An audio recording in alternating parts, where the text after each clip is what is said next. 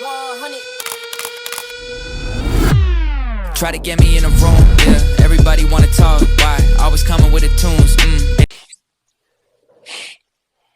Yo, it's the Drop 5 Podcast. We are back. It's your boy, Coach Chris. It's your boy, Coach Miles. And we got Coach Sue back in the building again. Yes, sir. So this time we got a Drop 5 Podcast, man. We're going to break this thing down. We're going to talk quarterbacks today, man. You know, with the draft coming up, we're going to break down these quarterbacks and where they could possibly go. And each different sleepers that we may have, or the scenarios and where they can change the franchise. Starting off, man, with first down, I wanna jump right into it. So you know, what I mean, you being the QB extraordinaire, playing the position, coaching the position, recruiting the position. What does it mean to have a quarterback of a franchise, man, leading your franchise and picking the right guy? Well, we know that especially in the National Football League, that's everything. You know what I mean? That's everything. A guy that can galvanize the locker room, get guys to follow him, who can really push forward the coach's message to make sure that everybody's on the same page, who you can count on to make plays. I mean, you see the great ones always come through in situational football when it counts most. And just guys that are consistent, man, that can make every play. Most importantly, the ones that aren't on the coach's call sheet. You know what I mean? Being able to extend plays and just deliver in crunch time. Yeah, man. Yeah, I hear. I think it was Mel Kiper today said picking the quarterback of an NFL franchise is the most important position out of any position in any sport. It's that important to pick that guy, man. And obviously, so many people's jobs depend on it. Coach Miles, man, you know, working with receivers, you know what I mean, and you're just in working with offense, period, man. In high school, you know, I know it's different with the levels, man. How important it is for you see when you picking your quarterback that's going to run your program. Well, I'll say this. On the high school level, because they are still kids, I think usually the quarterback in high school is either one be the most athletic kid on your team, or he's gonna be both the most athletic and the most popular kid. So at the end of the day, if he's the most popular or he's the most athletic or both, either way, he's a kid that those kids are going to want to play for. Because at the end of the day, being a receiver, you want to have a quarterback that not only is going to put you guys in position to be successful every single time, but he's going to get you the ball. He's going to throw catchable balls.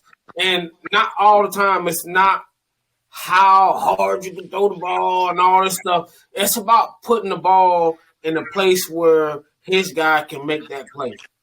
And he feels comfortable, and he knows that this guy is gonna get me the ball. He's gonna get the most out of us. And I think at the end of the day, when it comes down to quarterback play, who's gonna get the most out of this? Who can this guy get the most out of us? Do we trust him enough? Is he a winner? Like those things, and then you want to get into, you know, throwing the ball, you know, all those football related things. But at the end of the day, do I trust this guy? And is he gonna throw the right balls?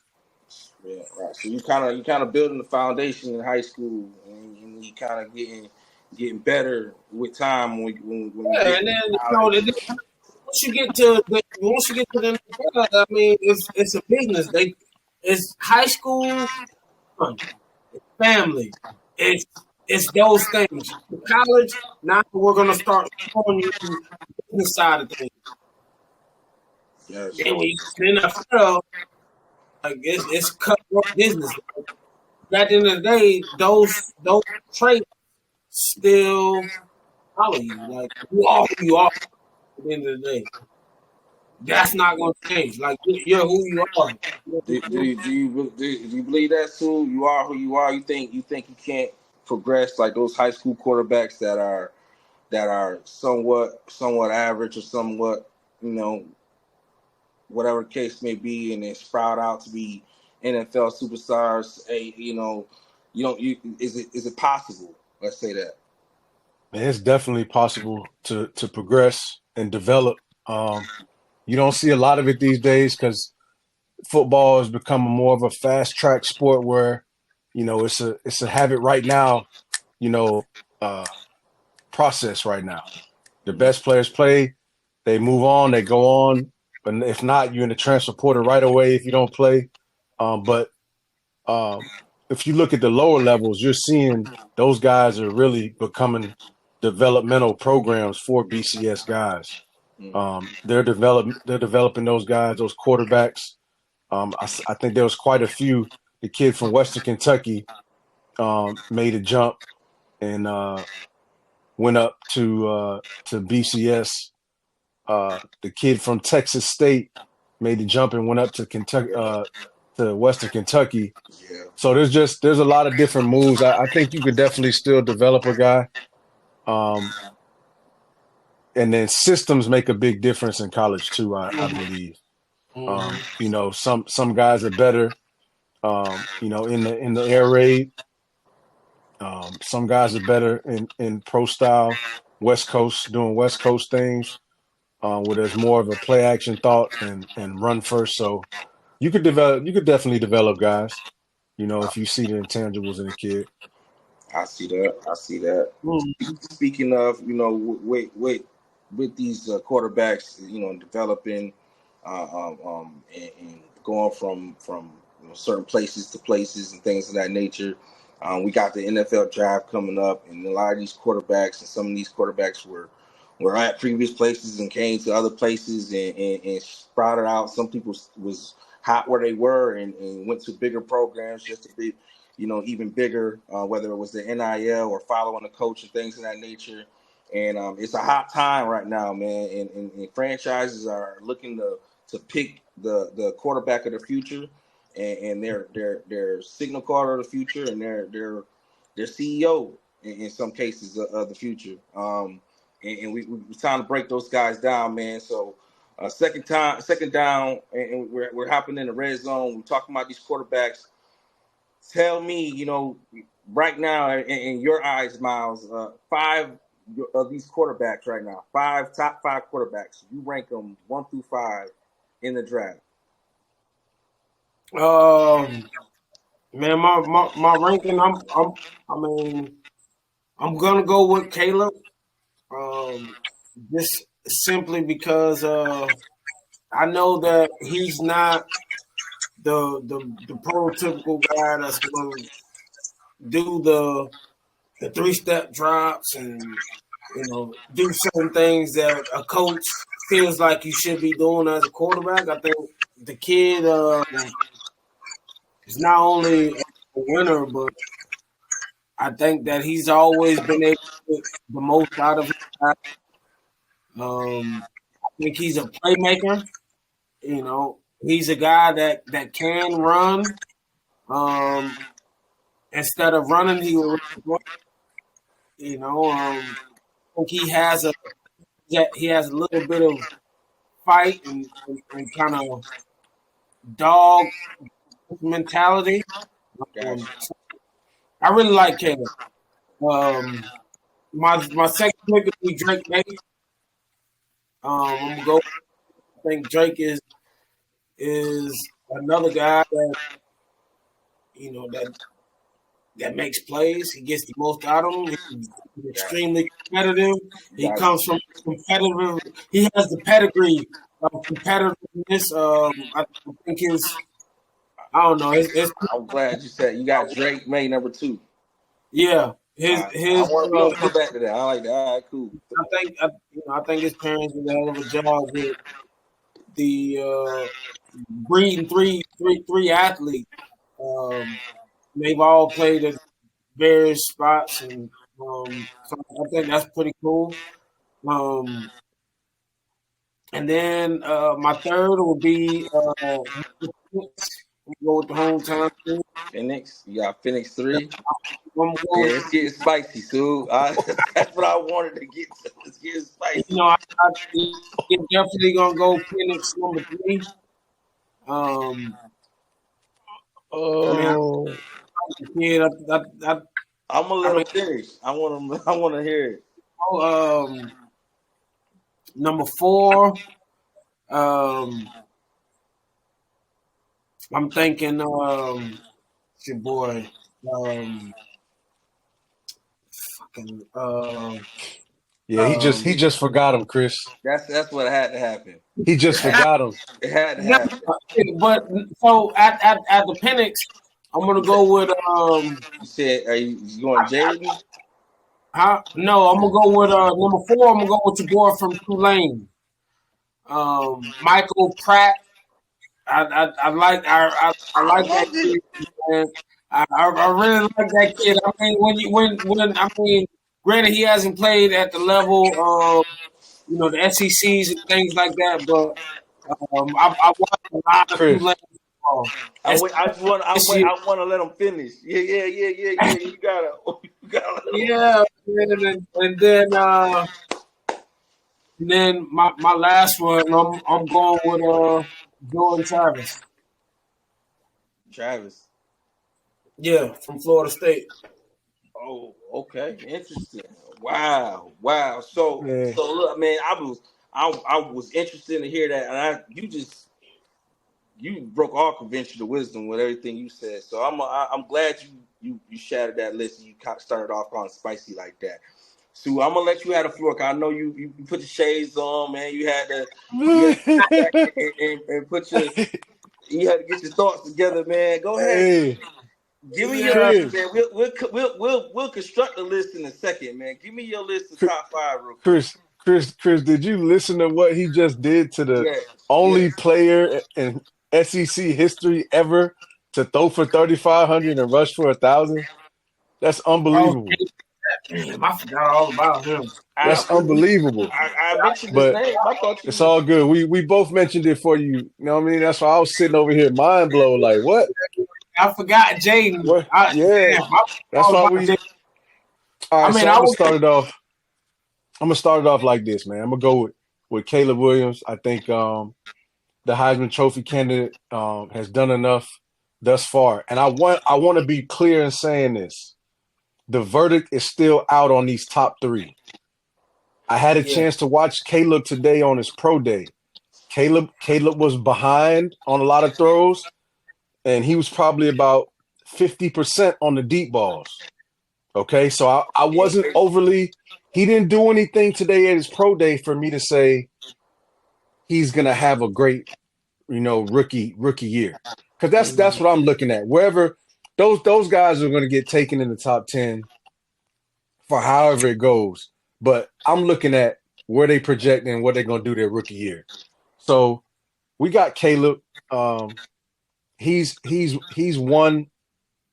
He's number one right now. Let's keep it like that. Next 2 weeks we'll see Drake May and Jaden Daniels at their pro day, and then I'll be able to give you a full 1, 2, 3 list of those 3 guys after I see them. But based off senior year film, it's with him. Number 2, I'm going 2A and 2B because, but yeah, Drake May and Jaden Daniels. Drake May has I had a chance to watch 8 games on him, and he made every off-platform throw, climbed the pocket, extended plays, beat man coverage, beat zone coverage, and you could see he was making throws. He didn't have talented receivers. That kid Cortez or whatever his name was wasn't playing for him until late in the year after the transfer paperwork finally got pushed through. So he was making throws. It wasn't guys just out there running past guys. He was completing balls in zone and doing some pretty good things. And then the most surprising thing about Drake May is his ability to run the football, extend plays with his feet. He's 6'4", about 225, 230, but he can actually run, Chris. Like he can actually run, make people miss. gets see. down and protects himself. That's the only difference between him and Caleb, because I don't like how Caleb runs with the football. You know what I'm saying? He a little rough around the edges. He runs into people. He tries to get extra yards. That shit ain't gonna fly on Sunday afternoons. He Facts. gonna find himself like Anthony Richardson on that goddamn IR. All right. And then that leads me to 2B, Jaden Daniels. And the reason I say he's 2B for me, I had a chance to watch 10 games on Jaden. Jaden was probably 80% completion percentage versus man coverage. Was it his He was receiver? Because he's got two potential first rounders, or at least hold on. I'll let you do your thing now. I'm gonna get to me. I'll let you spin. I'll let you spin when you ran Jaden through the mud, didn't even have him in the top 5 now. You know what I'm saying? Let Booby spin over here. You know what I'm saying? So he was like 80% versus cover 1. Maybe even higher than that. It was exceptional versus cover 1. I was going through games just looking at it saying, why are y'all still playing LSU in cover 1 and bringing pressure? Why don't y'all bring zone and bring zone pressures and different things? I'm looking at it. They keep jumping in cover 1 and he keep beating them. So you got to respect what he's done on film. I just saw him against some zone and there was some inconsistencies. There was some incomplete passes. There was some routine plays that I saw that were missed. So I like to see more of that. Pro Day will say a little bit about how I kind of grade him overall towards the end. My number 4 guy is or 3, you know what I'm saying? Because that's 2A, 2B. My number 3 guy, you know what I'm saying? He also part of another segment of the show, so I'm not gonna say that about him. But is Penix, man. It's a travesty the way that they treating Penix throughout this draft process. Definitely underrated.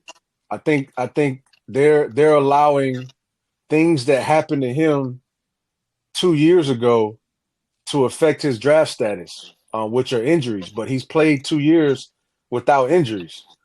I mean, I would ask all those men that are in that draft process in those war rooms. Did you overlook things that happened with your wife 2 years before y'all got together? Damn right y'all did. So how y'all gonna hold this against this man? You know what I'm saying? Y'all need to go ahead and look past it. Call it what it is. Yeah, man, go ahead and look past it for what that man has done in these last 2 years. He's been nothing far from almost perfect. And completion percentage, long ball, ability to win, carry a team. Then I drop down to my number 4, and I go with, and it's killing me to do it. It's killing me to do it, but the quarterback in me and the quarterback coach in me can't ignore a winner. So I'll go with J.J. McCarthy at 4. And it's strictly based on his ability to be a winner. When I looked at a little bit of his film, he did have crucial third down completions, but it was mostly based around his ability to have the play action threat. So guys were wide open. There weren't a lot of tight window throws. He showed the ability to do some athletic things in a very non-athletic league in the Big Ten. So I respect it, and I respect him as a winner. And I think there's some guys in the league that can do some things with his skill set, who are basing it around the run. And number 5 for me, this is my dark horse. Had a chance to watch him in, I believe, either the Senior Bowl or the Shrine Bowl, one of the two. I really like the way Spencer Rattler is throwing the ball around. I like the way he's throwing the ball around, man. Like if you listen to him talk to his players, like he captures those guys' attention. You know what I'm saying? They want to play with him. It's interesting you say that. I'm going to say back to that. Go ahead. And he's also, you can't ignore the fact that he's also a Lincoln Riley guy. And right now, them Lincoln Riley guys, are walking around in the National Football League with their chest poked out. I.e. Pat Mahomes, i.e. Baker Mayfield, i.e. What's my guy with the Eagles? Jalen Hurts, Jalen Hurts, i.e. My guy in Arizona. He still had a good year, even though Kyler they Murray. Kyler Murray, even though they stink. So right now, if I'm second, third, fourth round, and I could use a backup that could possibly be a future of the organization, I'm looking at Spencer Rattler, man. Mm, And mm. I'll fold with that, man. Glasses off, man. I like it. Booby did Jaden Daniels. Those so dirty. I like it, but it's all good. But Booby, I got you, Booby. I got you, man. Cause hey, man, look, man, I like y'all. You both of y'all, man. I've been watching a lot of this film, man. You know, me and my girl sit here because she like to watch highlights. I just sit here and I put on motherfucking film. I watch cut ups and shit of all kind of shit on YouTube, and then and get on the computer and look up stats and all kind of shit, man. And man, I'm gonna tell you something. After watching the pro day today, after watching the season Caleb Williams had the last 2 seasons, after watching Jaden Daniels cut ups today, I think Jaden Daniels is the number 1 quarterback in this draft. I think he's going to have the better career out of all the quarterbacks in this draft. I'm just gonna call it what it is. Hey, Jaden is real deal. And you can say it's the receivers, but like Sue said, man, I watched him eat up man several times. And I'm like, damn, boy, he eating this shit up. He eating cover 2 man up, man. He's nailing it. Like now he got good receivers, but he's putting it on a dot and he's reading it, he's seeing it. You know what I'm saying? And I watched Caleb, man. Caleb a little lazy. You know what I mean? He plays like he got it. You know what I mean? And all his plays seem to be off schedule. And it's like, that'd be cool, you know what I mean, if you want an off-schedule quarterback. But wow, all the plays are off schedule. It just seems like he's not running within the system. He's just doing what he do. You know, he's playing with arm talent. You know what I mean? So I like Caleb, but he's my number 2. I'm putting Jaden number 1. I'll throw Caleb number 2 for all the reasons everybody said what they said about him. You know what I mean? He's an amazing quarterback, amazing arm talent. You know, can make all the throws that you want him to make. Like he's the guy you want if it's like you got a shitty ass team and you want him to run up your stats. But as far as the winner, and I even watched him mic'd up in practice a few times. And that's another thing about Caleb I don't really like. Like he doesn't come off as a leader. He comes off as like he plays too much. You know what I mean? Like one of them jokesters and shit. And that it's just You saw that today in the pro day? See, I didn't even see it in the pro day. I seen a little bit in the pro day, but I seen it before that when he was mic'd up in practice. And I was like, man, this kid. And you know who I compared him to? I seen Phoenix in practice. And that kid galvanizes a practice. He's a leader. He's talking to his receivers. He's getting coached up by his receivers. He's talking to the coach about what he can do different, and he's having fun within the game. And that kid's gonna be. He's my number 3. He's my number 3, by the way. I took Phoenix number 3, and for good reason. You know what I mean? I watched May. I like May. May cool. May remind me of. Damn. I'm gonna say something that people ain't gonna like. May remind me of Mitch Trubisky. Ooh. I think May gonna have one of those. And he be a backup in 3-4 years. He's not gonna be the guy that we see him to be. He's eating it up in college. He has a good understanding of the game. But I think once that NFL that speed catch up to him, and those DBs are running. You know, they cutting underneath all that shit. I watched something I watched about him specifically today. I watched all his interceptions this year. And all of his interceptions could have been avoided. It was stupid, boneheaded picks. Like, what the fuck were you doing? Like, excuse my language. What were you doing? You just throwing it to the DB. You're throwing it to the linebacker. Like, it made no rhyme or reason. It's like Josh Allen 2.0. You know what I mean? But ooh. I'm putting him. I'm put. Listen, I'm putting him. I'm dropping him. I'm dropping May. May gets dropped a little bit. So I got Phoenix number 3. And I got JJ McCarthy number 4. And for all the reasons you said, Sue, that kid a winner. And one thing I learned about winners in college, 9 times out of 10, that shit kind of translates to the NFL, especially when you just got a niche for finding ways to win. And he's one of those kids that find ways to win. Although he got better arm talent. Ways to win every single week. I'm gonna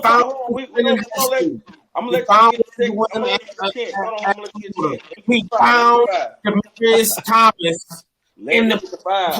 Let me get the 5. I'm saying McCarthy has way better arm talent than Tebow, by the way. And you better put on really watch that. What made you say that? That he has better arm talent? Yeah. Oh, have you watched his cut-ups? Yeah. He has better arm talent than Tebow. Dog. Yeah. Like, I stand down on that. He ain't elongated, tight right. throwing. You know what I'm saying? He got a little more zip on his throws. You right. And then my number 5 is where I'm gonna slide in Drake. I'm gonna slide in Drake May and he'll be number 5 QB. And the reason why I put him as my number 5 is because we're gonna talk about in a later segment somebody else, you know what I mean, that it's probably gonna have a better career than him. But I still think, some things are still unseen with him that I gotta see in the NFL. I gotta see him mature. But that's my list, man. And I know it's kind of. I want to get the Miles and where he just slowed, how he missed Jaden. Yeah, I forgot. You threw into Tulane QB. Like, tell me about that. What about him? He went to Louisiana and left the Bayou Bengals. The Heisman Trophy winner in the Bayou left him out. Didn't even I mentioned his name. I was like, yo, Jaden, you talking about Jaden? And you was like, nah. I'm like, oh, all right, well. Yeah, I missed him, man. I missed him. Hey, man. But I missed him. I like the kid. I like the kid, man. I love what he does. I think the biggest thing with pretty much is that we've all said within the top 3 or 4. I mean, they're all winners at the end of the day. Like Penix, he won at he has a winning percentage at Indiana. Correct. He's won. He just never finished the season. But he brought some life into Indiana. Yes, sir, he did. Yes, he did. Mic'd up a few times. You know what I'm saying? So that's and Penix won in high school. Drake May, he won in high school. They won. Before Longo with Drake May, he had Phil Longo who was with him, and then he had I don't know who he had. Actually, I don't know who the OC was, but you got that, and then you have JJ McCarthy. Yeah, won. He's young. He's like 20, 21. So he has room to grow. He's been groomed under Jim Harbaugh, who has NFL pedigree. So they kind of did more NFL style things. But I think if he does not get into a system like that, like a Jim Harbaugh type system, I think you get an average Joe. So I agree. And with Caleb, again, he's won in high school. But when you talk about off throws and time throws, if you go back to watching at Oklahoma, he was goddamn. He was on it, and he had receivers to throw it to. Who do he have? I mean, who do he have at USC? I mean, both of them. You see, I wouldn't say it was more so the receivers. It was more so the O line that he had over there. That's true. It was a lot of 3-man rushes. Like just So he was. when It still was everything the turn. It was like the throws that it was, Taylor it made. was put together. Like they had to put it together. They had to piece everything together. Transfer portals, all these things. When he came into Oklahoma, that was an established program. It was an established system. You know what I'm saying? He had other people that was smarter, that was better than him in that quarterback room. He didn't have that at USC. He was the best. He was the smartest. So maybe, and then he's still young too. He's still young. He too is 21. Well, I'm gonna say this, man. Pairing his pro day, And then with his film of this year, with the way I see he interact with his teammates, he's gonna fall down my board a little bit, man. He definitely dropped a 2, and I like Jaden. If Jaden lights up his pro day, there's going to be. I'm gonna tell you what I don't like. This is one thing that I don't like is if Caleb goes to Chicago, it doesn't matter who he has. I think that weather affects his style of play. It affects him as a player. I think that's what I think. I think they're building a new stadium, an indoor okay. stadium. Oh, I think it's going to be 28 when it's built, though. Well, he's going to have some issues. Like, but here's why I disagree with you on that, brother. He's from DC. He done played in the cold before, right? You know what I'm saying? He just took 2 years off at USC of doing it because he played in the cold at Oklahoma. Shoot, his first start when he was at Oklahoma was in the cold. Mm-hmm. When he came in balling, when he replaced Spencer Rattler. Yeah. But check this out, man. Here, just to check in, tap in with what you were saying about just the way you think it's going to relate. Like, it's one thing that really disturbed me, and I can't believe the coaches kind of let it out their mouth. I think I was watching the LSU just their weekly show that shows the games and the afterthoughts and all that stuff. And it was like the end of the season afterthought. And Brian Kelly was saying how the coaching staff knew who Jaden Daniels could become. Like, he just had to believe in it. They were telling him they needed him to be more vocal. They needed him to be a more forceful leader. They needed him to take chances and take the ropes off of things. Mm-hmm. And I just know you don't have success in the National Football League after just discovering that you can be a guy. Because you're about to go into a whole nother world where, you know what I mean, a guy on a guy's back, he's still open. And you got to have the ability to trigger and pull that trigger and make that throw into that small window. So I'm a little worried about that, because if not, I would have had Caleb and Jaden a lot closer to each other. Man, I thought about that. I thought about, like, damn, he's such a smaller quarterback. You know what I mean? Him being able to sit in the pocket with those DNs barreling down. But I watched him, man. I watched him specifically, like, just this season in the pocket. And, man, that kid, he'll sit in there. And he'll make that throw, man. And I just feel like his game just translates more to the league, man. He's gonna light the league up, man. And I just feel like he's gonna light them up, and it's gonna be on I can say on the CJ Stroud type level, but it's gonna be better than please don't, because that's literally the best rookie year. I'm probably gonna do that. But I am gonna say, man, I really think Jaden gonna do something over there with the Commanders if they pick him in what's the name. Speaking of, man, like while we're on this topic, I think Jaden goes to the Patriots. Yeah, well, hold on. That's what I want to talk about real quick, man. Um, give me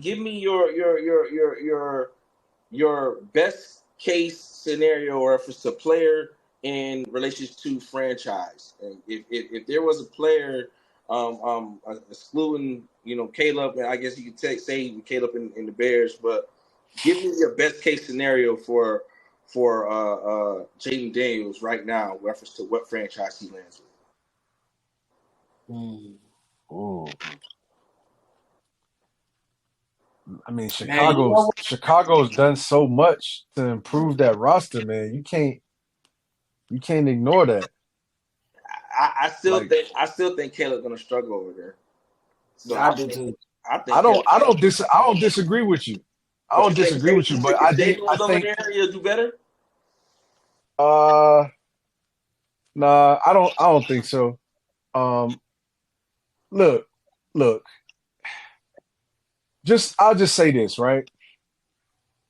Look at Shane Waldron and what he's done with quarterbacks. In Seattle, you had what's my man's name from West Virginia? Pat, right? What was that? Pat? No, Gino. Geno, right? Oh So you yeah, had Geno Smith, right? yeah. He he invigorated his career. You know what I'm saying? He was an afterthought. Nobody was thinking about Geno. Nah, When when it was time to move on from Russell, guys were talking about going into free agency and getting another guy. Guys were talking about drafting the quarterback of the future. He stuck with Geno. So my point in saying that is I think that there's a system with Shane Waldron that's going to be comfortable for a rookie quarterback. had success with Drew Lock too. When he stepped in That there 2 times. well, and that's what makes me further think it's a system thing. You feel what I'm saying? Yeah, It's a system thing. So if you have a skill set that can be successful, you can come in this system and play and have some success. So I think some of his rookie woes and bruises and lumps will kind of be overcome by being in a system with good players around him. He got some good players around him right now. yeah, You can't. That's the one thing you can't deny. And he's got veteran players around him. So the part of having to follow him and him being a super mature guy, which we haven't seen, right? We ain't seen that. We ain't seen that. We just haven't seen it. Maybe he is, but he ain't showed it. right. So now with Chicago, he doesn't have to do that because he's got a bunch of vets around him Yeah. that have won. You got 2 Super Bowl winners Yeah. on that offense. Keenan Allen was out there just pro day to day, which is interesting. Hey, the whole Bears personnel was out there. Right. Poles dapped him up and brought it in real tight. Yeah, it's already a foregone conclusion, man. You know where he's going, man. And that's Yeah. I really, it's sad, man, because I really think that you know, him and Justin kind of one and the same, man. If Justin in this draft, I really think Justin still it might be What? in You my think top. him and Justin Fields? No. No. No. No. Misquote me. I'm saying, as far as relation to what they do this year, I feel like this year wouldn't have been much different whether it was Justin Fields there or Caleb Williams. I don't think Caleb has a crazy blow up year. And I think if Justin Fields there being the leader that he is now, or not leader, but the experience that he's gained now, would have a better successful year this year than Caleb Williams would. If you would keep Justin Williams there. That's just how I see it, man. I really feel like Caleb isn't going to do what they're expecting him to do this year. You know what I mean? Like, I don't know. The thing that I think you're gonna backtrack on, and what you're saying is fair. I respect what you're saying and all the reasons you're saying it for. I just think they're not gonna ask Caleb Williams to go out and win games. Yeah, which is might be true. if you just rely a lot on the run game on your defense Run and game, play action, stay in it, those two tight ends. Yep, ball control. And makes a lot of as sense. once he gets to week 10, now you start taking that governor off a little You bit. have to. But you're gonna be in the bullets then because you got Detroit, you got all these teams really Green Bay, on you, man. So and you might have another rookie quarterback over there in JJ McCarthy in Minnesota, from what it's looking like. man, that is not gonna happen, bro. All right, okay. I'm trying to tell you. Hey, listen, if McCarthy goes that high, I'm watching him whole rookie year because something's wrong with my radar for quarterbacks. Because Yeah. he doesn't have it. I don't see that this kid has it.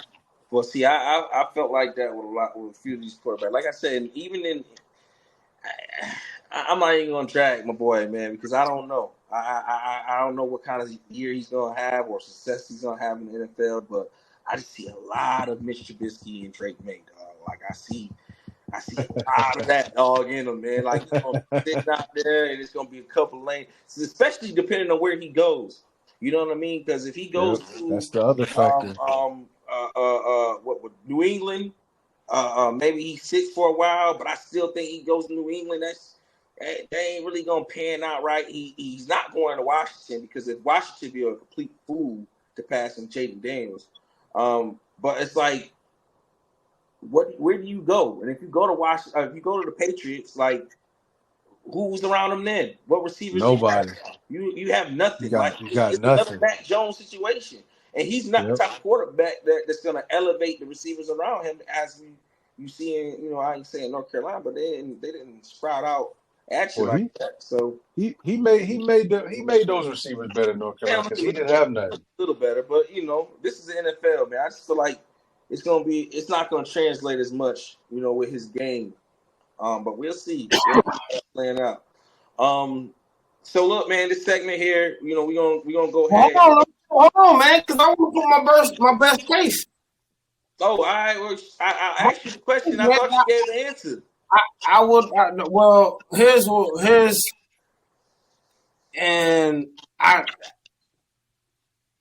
just gonna go. I'm just gonna throw it out there. I think the best case scenario I'm gonna speak for Jaden Daniels is gonna be like I'm gonna say the Rams. I'm gonna say the Rams, man. I think. Sit a year? Huh? You want him to sit a year? Yeah. Let him sit.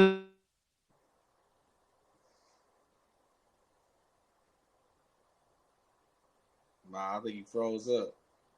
Yeah, he froze up on my end.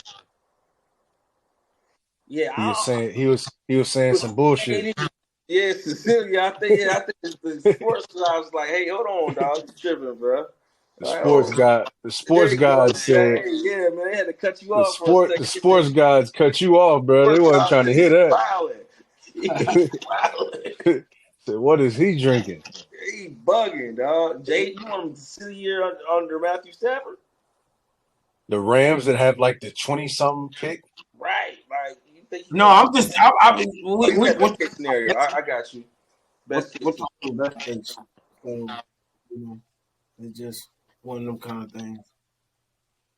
I like that. I actually have a similar idea with that, man. I like, a lot of these quarterbacks, even Drake May, going to the Jets, man, and sitting under A-Rod for a year, man. It's already over with Zach. They might as well just go ahead and ship him out. His confidence is ruined. His I don't think he's gonna be able to maintain a solid career unless he takes a year or two to sit behind somebody and kind of redevelop as a pro. But one of these young guys, man, sitting a year behind A-Rod, developing with the winning mentality that A-Rod has, because that's really what it is, man. A lot of those quarterbacks that came from Green Bay for some reason, they seem to be great tutors. And if you just watch like the last three QBs, It don't seem like that in public, but if you look from Favre to A-Rod, A-Rod sat behind Favre for what 2-3 years. The biggest problem was that Favre came in the quarterback room and said, I'm nobody's teacher. I ain't Yeah, grooming nobody to beat me out." listen, I ain't say they did it in an orthodox manner. Whatever they do to get these quarterbacks to lock in and develop as a pro, it seems to be working. Because you went from Brett Favre to A-Rod to Jordan Love, and all of them had the same system. It was just hey man, sit behind me for 2-3 years. And I don't like that you behind me. I hate it that you behind me. But you know the competition that is breeding into developing as a quarterback. Jordan Love seems to be a completely different quarterback than he was when he got drafted. When he got drafted, I would be giving him the same comparison of the Mitchell Trubisky. Like, man, Jordan's gonna be 2-3 years and out. That's what I thought. Man, he gonna be 2-3 years and out. Hey, Miles, he hate Mitchell Trubisky, don't he? I don't like that Trubisky. Hey, I don't like the Trubisky kick, man. I was never a fan of that Trubisky kick. I was always what that was about. But yeah, man. So it was like, you got that. You can do it one or two ways, man. But A-Rod, whether he developed that mental fortitude within you, he's a good tutor. You know what I mean? It seems to be working. But going into the next segment, man, we're gonna talk about these sleepers, man. Because I really wanted to talk about these sleepers. We mentioned a couple of these guys already, but I want to give each of us an opportunity to discuss a QB that you didn't mention. You know what I mean? Somebody that you haven't talked about that you think that has a potential to be we call it the Brock Purdy of this draft. Somebody that just comes out of nowhere that you like, yeah, man, I like this guy, and just given the right situation in a year or two to sit behind somebody, he's gonna be that guy. Who do you have, man? Give me 30 seconds to name somebody and discuss them a little bit. 30 seconds, man. I'm gonna go with Michael Penix to the Atlanta Falcons to go and sit behind that old timer there. Let him run his 2 years out. Behind Kirk? Yep, behind Kirk Cousins, and step in the NFC South and give the Bucks hell. And I think the ceiling is through the roof for Penix, man, and showing that he can continue to stay healthy, learn the system. He has all the other intangibles of throwing the deep ball, being a winner, competing, being able to get his guys to play for him. So I think that's the best one right there. Makes a lot of sense. All right. So Miles, who you got? Real quick, man. I really don't want Drake May going to Washington. I don't think that's gonna happen. They're not gonna pass on Jaden Daniels. I don't think so. Yeah, that's good. I would Minnesota be a good spot for him. All right, Miles, give me your. But anyway, give me a sleeper pick, and you got 30 seconds to discuss it. I mean, I kind of got two. But I'll just say it real quick, and my sleeper is gonna be the kid from Tulane. The one thing I'm just scared of is him being another. The hell is that dude's name, man? He loves this guy. He loves this guy from Tulane. Yeah, he got him in. Yeah, I like him, and then there's another day 3 guy that nobody talks about, which is the kid from Illinois State. I got to watch him. I don't know kid from where? Kid from where? Illinois State.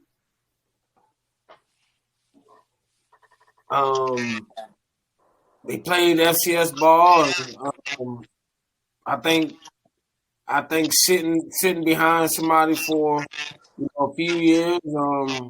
I think he has a great arm talent. I'm willing to believe that he has a high football IQ.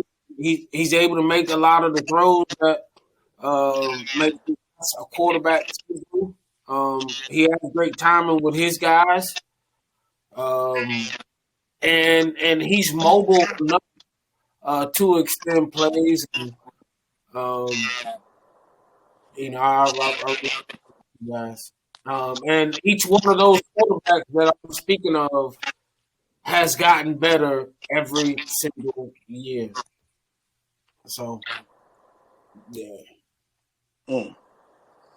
All right, my QB man in the dark QB is Spencer Rattler actually, man. And Spencer, man, in high school, Spencer he wasn't the most famous guy in high school, man. They hated Spencer, his teammates. Yeah, yeah, They yeah. hated Spencer, his teammates. So when you said that earlier, that you seen the way he was interacting with his teammates and how he kind of getting everybody in it, that's a growth thing right there, man. That says a lot about where he's from and where he's going. So I like Spencer, man. I see Spencer going to like, man, maybe a Seattle or Tennessee.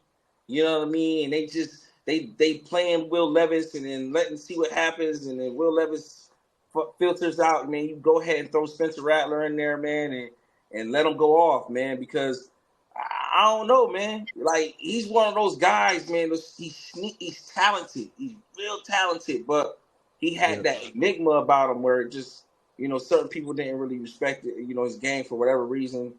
And then, the thing with Caleb Williams and all the above. But Spencer Rattler is my guy, man. Going to a Seattle or Tennessee and taking the NFL by storm, man. That's my guy. Okay.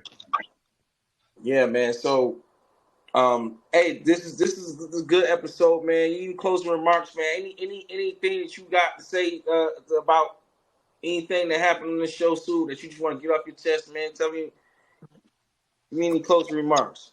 I'm looking forward to Pro Day for Jaden Daniels, Pro Day for Drake May. I think that'll say a lot. I think Chicago's already made their mind up on who they're taking first overall. Oh yeah. But but in the respects for just evaluating all these guys and going through the whole process, I'm looking forward to those two things. And I'm not forgetting that when it came down to ranking, Miles left Jaden Daniels out of his top 5. Completely out the top 5. I'm not forgetting that. And went with a guy from Tulane. Man, I forgot about him. And a kid from Florida. He added a kid from Florida in there too. His kid from Florida was his number 5. Yeah, man. Yeah, Florida State. Yeah. Man got one leg right now. That's wild. He working on trying to run again. That's wild. Wow, what you got, man? Tell me. Jay Daniels, man. I'm sorry. All right, all kind of levels, and I apologize. But hey, listen, nah, man, I really just enjoyed, and I'm looking forward to seeing how the dominoes fall and kind of follow those guys along the way, and maybe look back at this episode and see, critique myself. So, shit, we'll get it figured out. I feel that, man. Hey, I just want to go. I'm go with this closing remark, man. I'm glad we are now recording visually, and all these things are put on wax, and these conversations faces are put to voices, and we can actually see what we're talking about, man. Because, man, this podcast and this date, I'm marked it when I say Jaden Daniels will have a better career than Caleb Williams, and I don't really think it's gonna be close. No, man. Cliff, I think Cliff fucks him, man. I think Cliff stunts his growth the first 2 years. I forgot you got Cliff over there. We'll see. I don't know. We'll see how Cliff a different OC than he is a head coach. Cliff a different OC than he is a head coach. That's big. He putting it on Cliff. That's big. That is big. Yeah, man. But this is a good episode, man. We just go ahead and kick the field goal. This up is good, and good night, everybody. Have a good night. All right, peace.